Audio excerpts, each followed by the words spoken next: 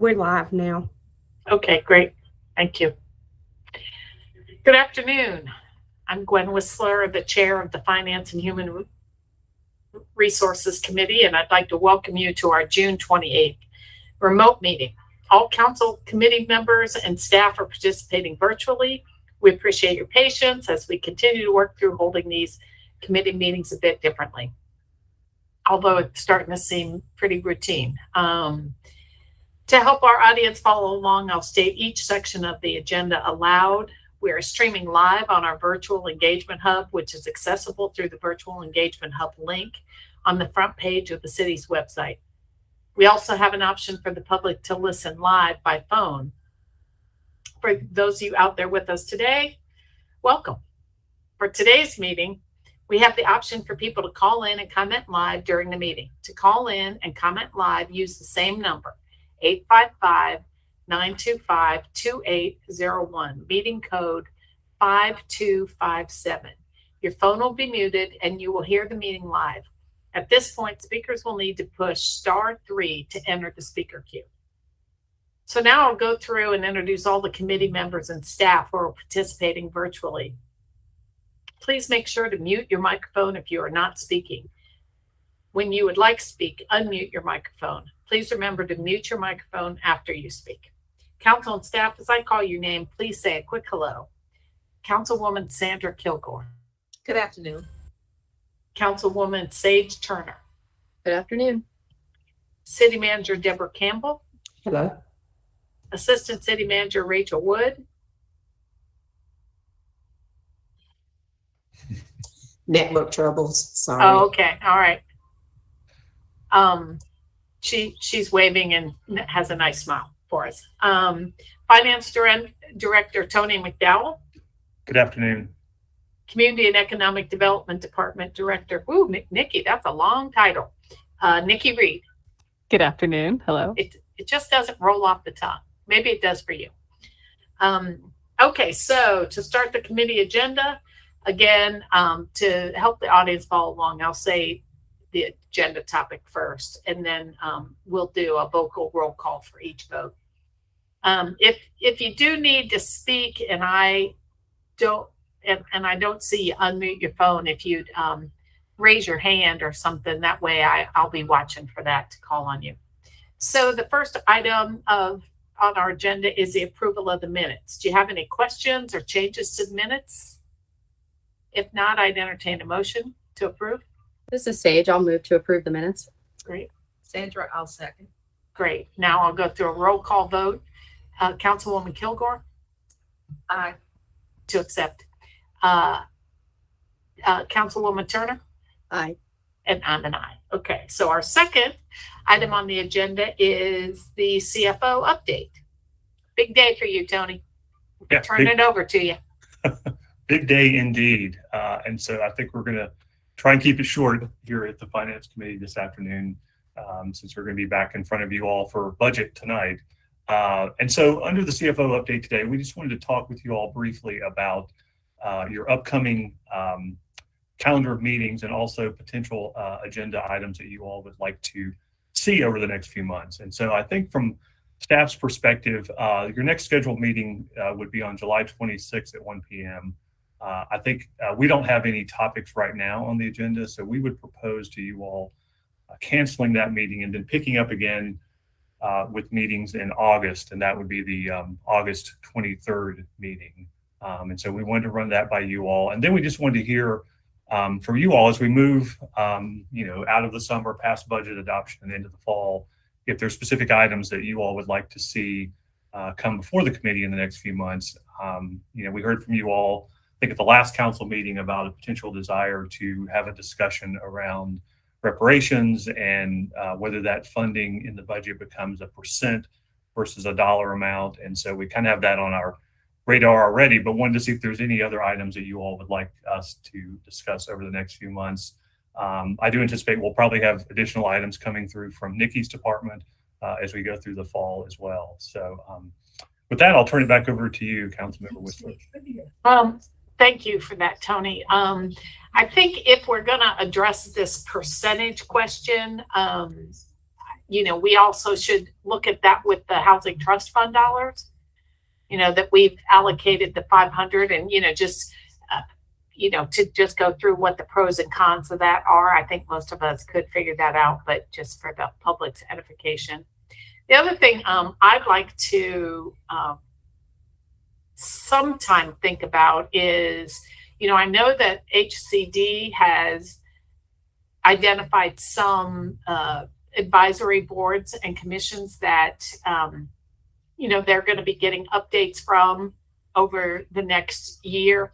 And I'm wondering what advisory boards might come to this committee. The first one, obviously, that comes to my mind is the audit committee.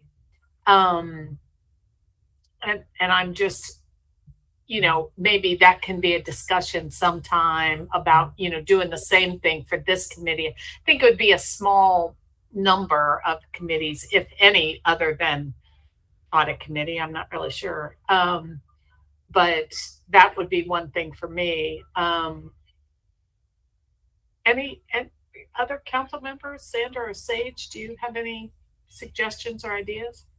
I'm looking far down the road at a potential, since we didn't this year, but a potential 2024 bond may come to this committee, I would say, and exploring that. I understand I have not been through it from this seat. I was on a board and committee level seat, so I'm not quite sure what the undertaking of that is, but I understand it could be as much as a year-long process. And there's staffing involved, so I think that is a good one for us to target.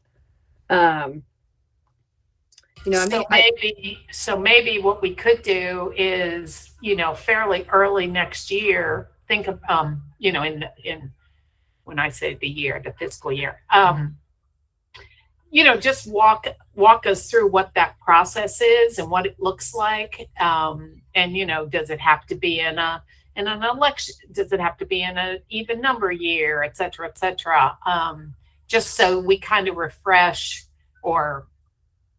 I've been through it, but, inform what the process is. Even the last time, I think when we went through it, it was a little breakneck. So it would be better if we got ahead of it, if that's what council's thinking, so that we could plan it. And then I think it's also, one of the things I really remember about it is, identifying some groups out in the public that might help us out. I know the last time the chamber got very involved and, put some money behind some of the PR behind it and everything like that. So that may be another thing to kind of discuss. And there's, of course, the remainder of the existing bonds, which I think is kind of queuing up to come to us, but I don't know if it needs to run through finance. And then I'd be curious I feel like we have a building transit cost situation where, we've got at a state level an attempt to get a local transit tax or whatnot. But should that fail, which may seem likely, I wonder if we could be brainstorming other things around transit. We have this long plan. We have a transit committee. Obviously it would live under them, but I wonder if finance can help somehow. And I'd just like to brainstorm. I wasn't ready to throw out a bunch of ideas, but I'm happy to not meet in July, which is what I heard Tony say, and maybe even in August, or up until then, we could be kind of churning up some thoughts. Sandra, do you have any additions? Okay, great. All right. So anything else, Tony? Yeah, I was just going to add, I think what we can do then is maybe take some of the items that you all threw out, and also some ideas that we have as staff, and maybe come back in August with maybe like a 3-month calendar of items, and agenda items that we would touch or cover with you all through the fall and winter. Some of those will overlap with Nikki's stuff because Yes. we have LUIG stuff building, and okay. Thank you all. Anything else? Okay, super. So the next item on our agenda is land use incentive grants. And I'm going to turn it over to Nikki Reed. Great. Thank you. Nikki Reed, Community and Economic Development Director. Mouthful, standing in for Sasha Vertunsky today. I'll go ahead and share my screen.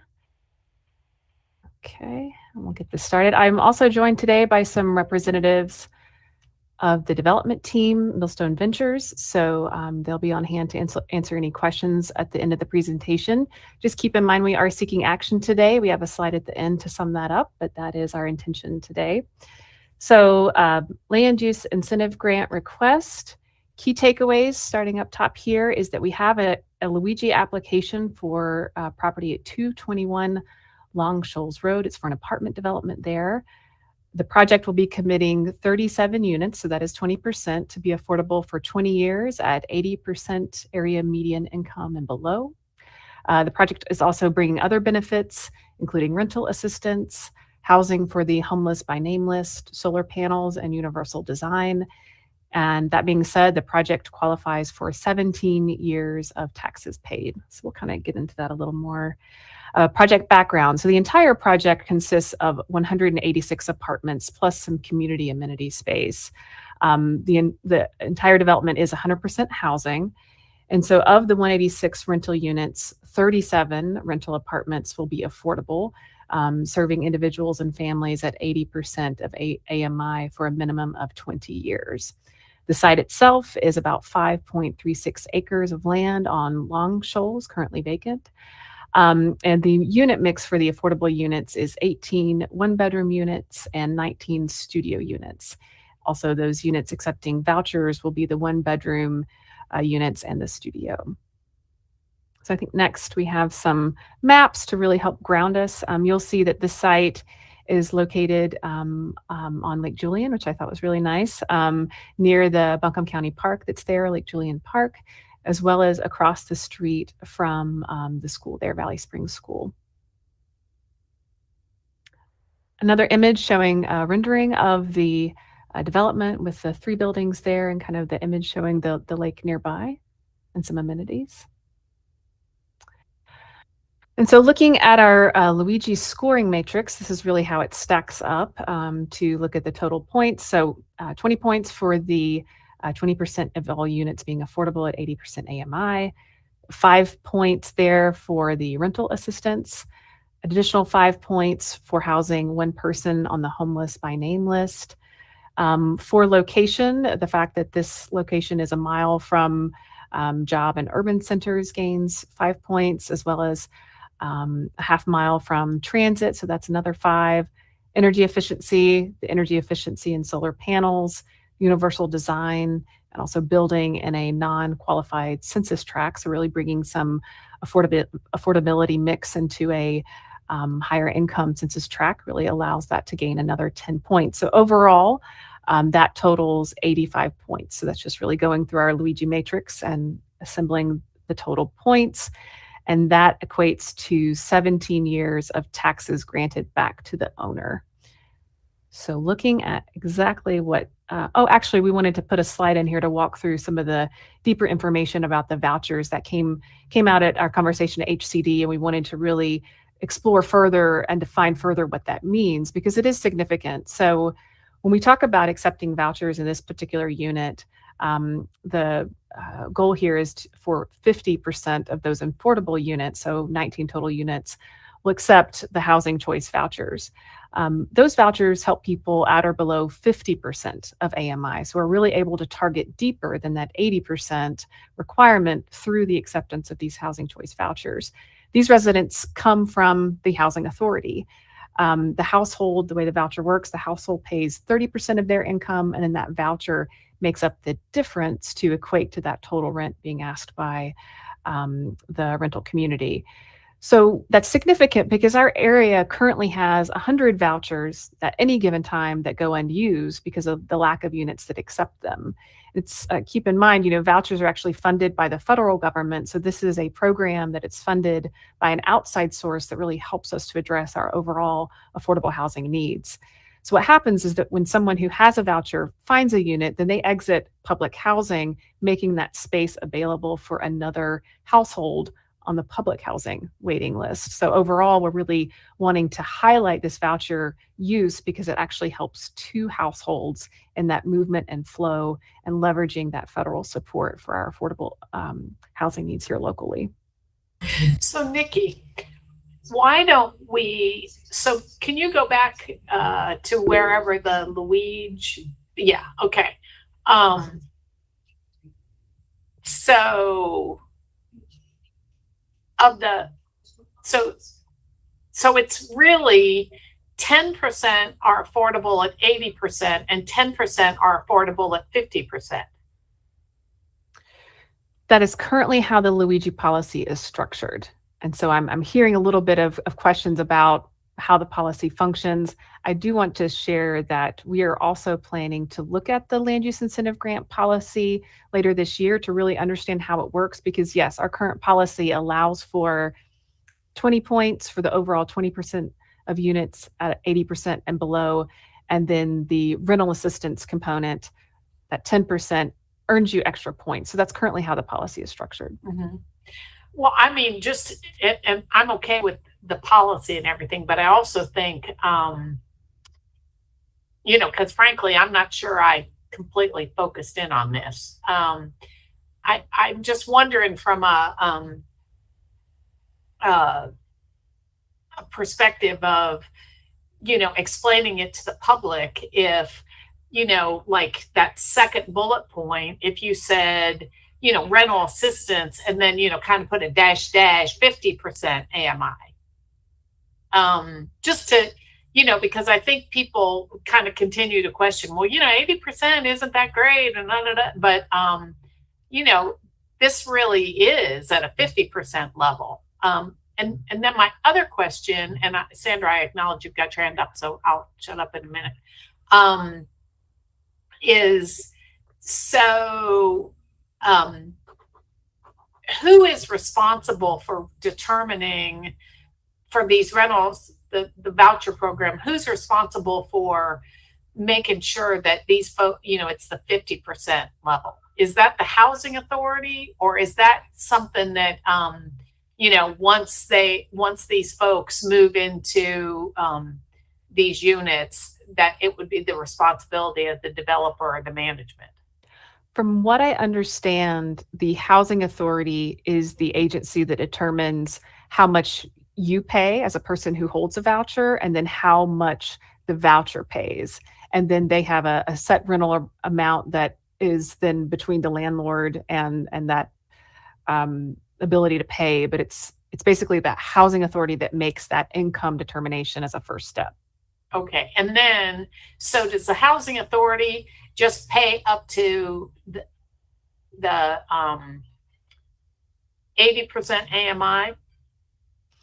I'm not sure. I would need to get clarification on that. So let me write that question down, because I am not sure exactly whether there are set rents that what I need to follow up on is if there are set rents that the housing authority pays every year. Maybe Sage has the answer too, but or if it's based on the asking price of the current development. But I'll need to follow up on that. Okay.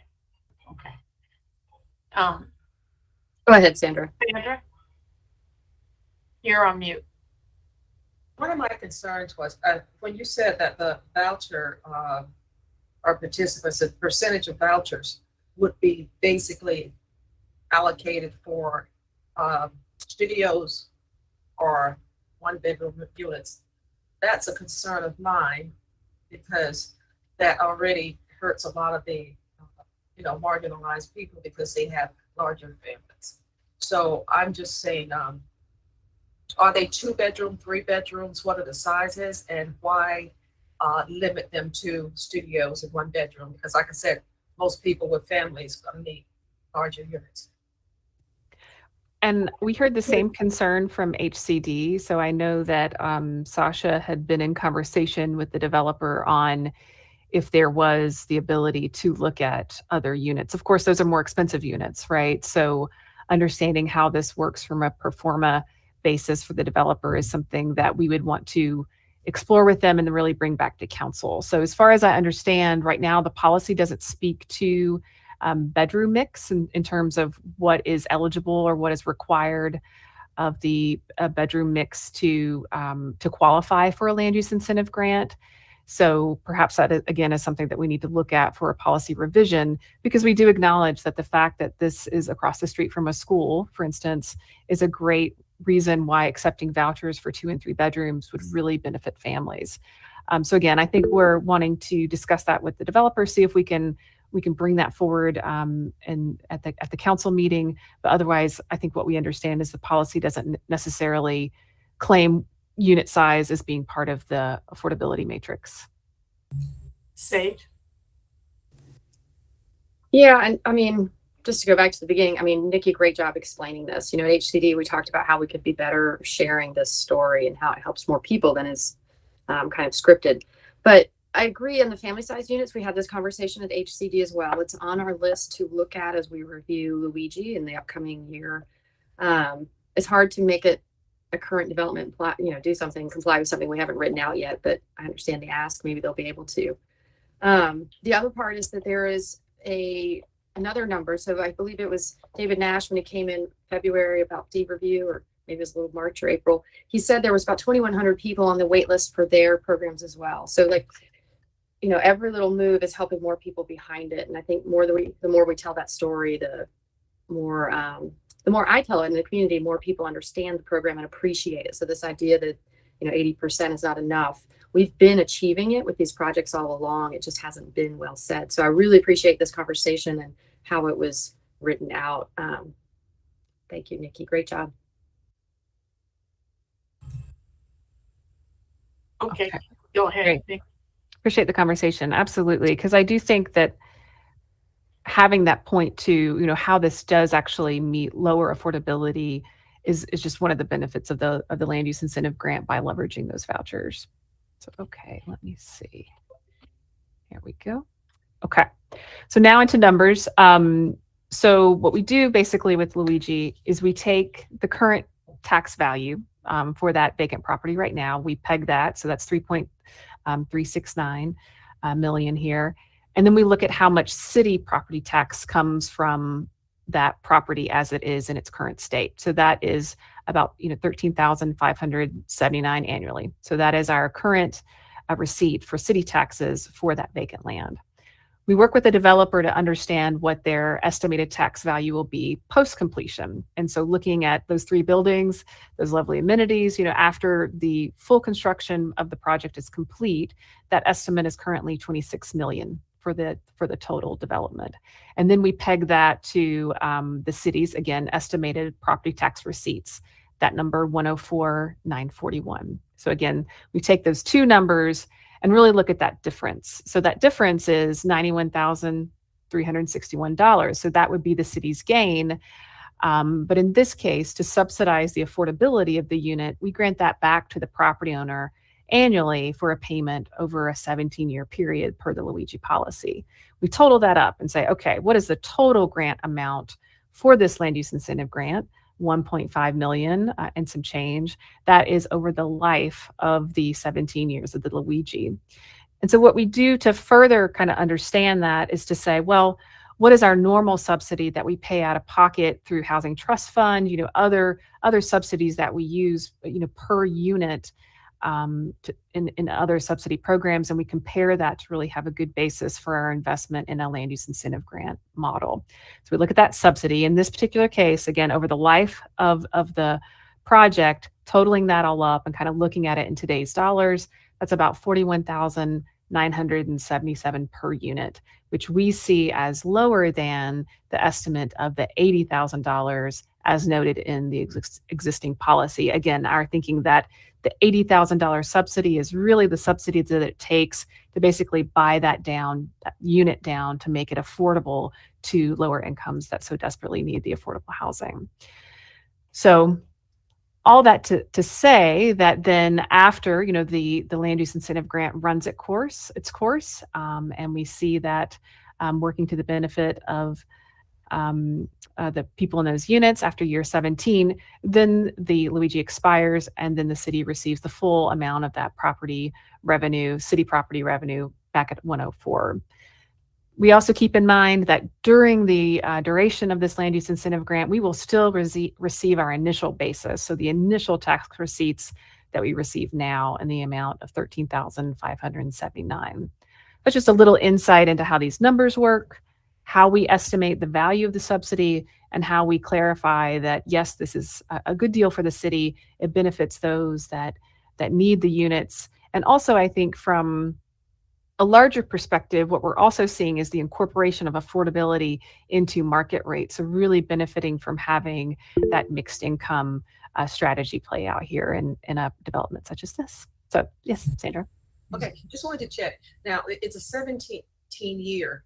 So what is the period that they'll actually offer these units affordable? Is it 20 or is it additional? What are we looking at?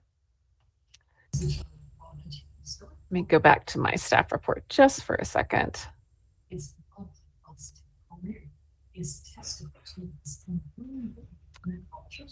Because again, I am pinch hitting for Sasha, so I appreciate that she has done the deep work here. Let's see here. So we're looking at a 17-year land use incentive grant, and the affordability will be for a period of 20 years. So again, the grant will occur over 17 years, but the requirement is that the affordability period is for 20. Okay, so Generally speaking, it's always 20, y'all. So, okay. okay. And also want to ask us, so even though I'm just saying to you, whoever, now when you do these 20-year deals, are any of these projects basically have any kind of, say, extension to them that they can extend them, or the city can do certain things to get them extended if certain conditions are still relevant or prevalent in the community, that we could sort of. We haven't gotten there, Sandra. We just had our first successful one. Okay. Open doors, but in thinking theoretically, oh, I'm sorry. Go ahead. We have done similar with the HTF. Like MHO came back to us last year, I think it was, and said, this is about to mature. We would like to renew the loan and continue the affordability period. So I could see something like this maybe happening, but we don't have any policy to that. Well, yeah. Okay. But I mean, theoretically, you could continue to apply the LUIG policy. It's not only for brand new projects, is it, Nikki? No, we adopted that. Right. Did that last year. Right. So, theoretically they could come back. Now it becomes a little funky in the standpoint of like, all the other non-affordable housing criteria, like, if it's all, I mean, going back through the calculation of it, it's like, well, would you only give them the benefit of the affordability and not, you wouldn't, double up the benefit for the, all the other kind of construction items. So that'll be an interesting thing to do, 17 years from now or 20 years from now, when we're all dead and gone. It'll be a fun challenge for another council. Well, see, that's what I'm concerned about as we negotiate these contracts. What happens in 20 years when it all comes back and you've got, and it's probably, and the situation may not have improved, maybe actually worse. And I was just wondering. Right. Yeah. Well, I mean, I think it's good to, and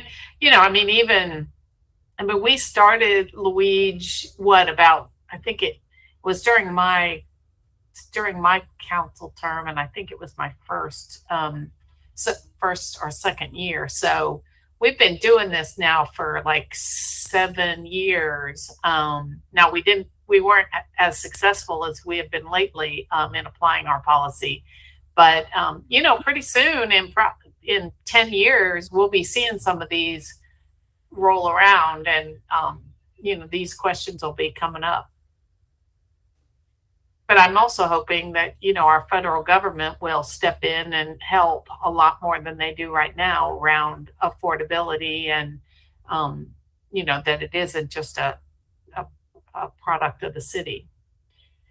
And then another question I have is the county making any sort of noises around, maybe participating in this kind of a program? I mean, it could really be, if the county jumped in and participated and also, did the same kind of thing with their property taxes, that could double the incentives and possibly help the city, justify raising our bar for who gets into the program if we could include county property taxes. Sage? I have certainly been talking to some of them about it for many years, and I think the interest is coming. And I almost, and speaking of the previous agenda, I like, what should we be talking about on finance? I wonder if that's an item to talk with the county about this and see if we could. I sense on their end it might be more like a pilot. Like, what if there was this existing LUIG project and we found an existing apartment complex and we did a pilot with them to help them kind of move through it? That was kind of the idea I threw out. But yes, absolutely. And we talked about whether or not it would mean longer term or more units. And I think it's a great discussion to have. We could do more affordability faster and longer.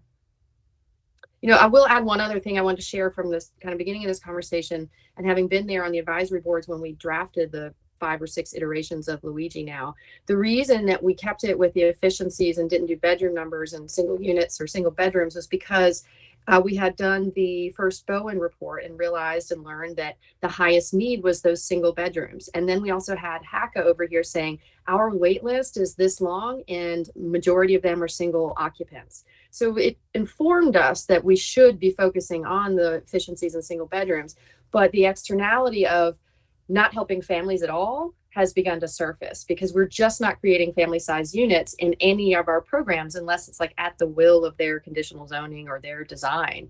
And there's no infrastructure for creating family units. So I feel like families are getting stuck in situations where they could be relocating into. Well, and not only that, when you talk about basically migrating communities or whatever, because the thing is our children are the ones that's most affected and can actually benefit from being in more conducive environments that some of these developments give them as opposed to housing. Does that make sense? Because of all the location, the amenities, and just the overall lifestyle is different in a lot of these communities as opposed to the housing communities they're in. So that in itself is better for people with families because it acclimates the kids to a better environment, that type exposes them to that's exactly right. So I think that in itself would be an overall benefit. So yeah. I want to throw one little more thing at you, just so it's in the back of your minds thinking about it, because this has been coming up with, as we've talked about high access shelter.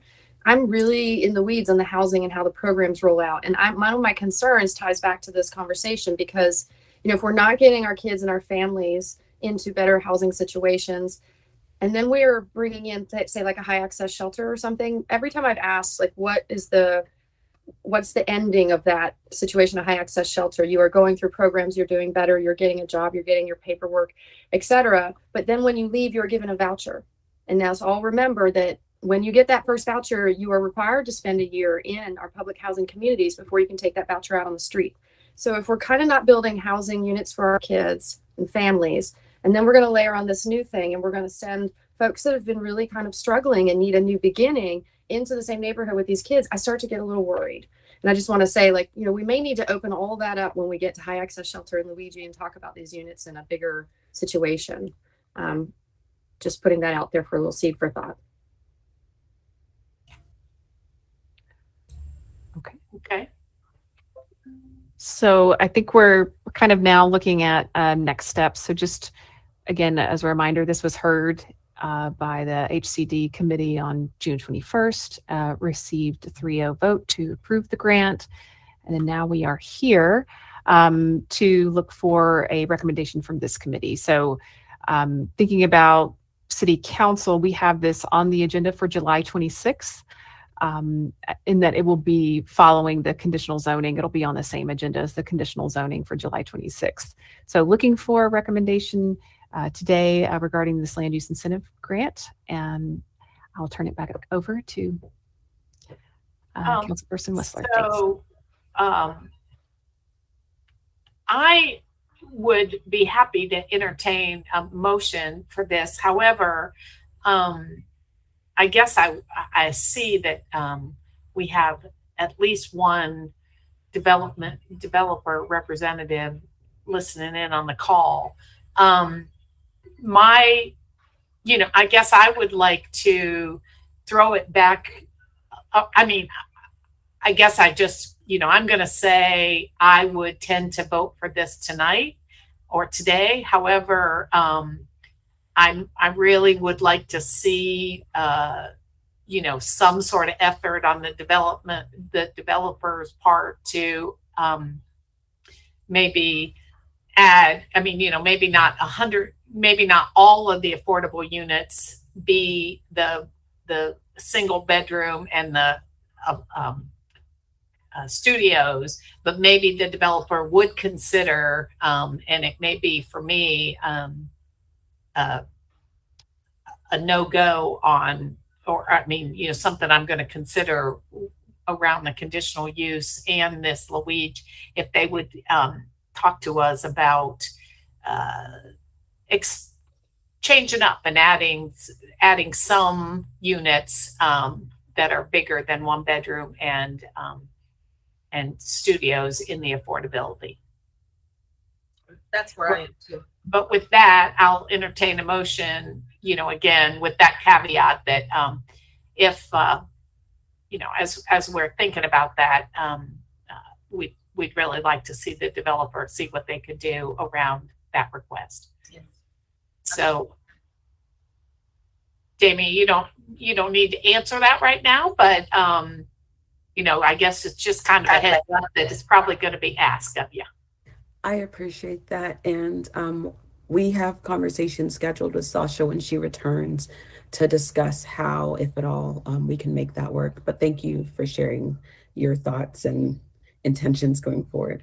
Okay, thanks, Jamie. So with that, I'll entertain a motion. I've got one. I move to recommend that the City Council approve a land use incentive grant application for Millstone Ventures LLC at 221 Long Shoals Road. Okay, and a second? I'll second. Okay, with that, I'll do a roll call vote. Councilwoman Kilgore? Aye. Councilwoman Turner? Aye. And I'm an aye. Again, with all those discussion points behind it. Okay, Nikki, is that it? Or I thought it was good conversation. I would have a tendency to say that the land use incentive whole discussion probably lands more appropriately at HCD. And interestingly enough, I think when it first came around, it was PED who took the reins on that. And I'm not really sure why HCD didn't, but anyway, I think it's more appropriately at HCD, and we'll be the tail and not the dog on this one. Okay, so with that, I'll open it up to public comments. We did not receive any comments prior to the meeting. I will go ahead and ask Alicia if we have any callers in the queue. Nope, there are no callers in the queue. Unbelievable. It was such a fascinating conversation and nobody's listening to us.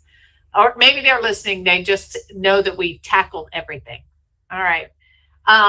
With that, I will adjourn the meeting and ask you ladies to note that our July meeting is canceled.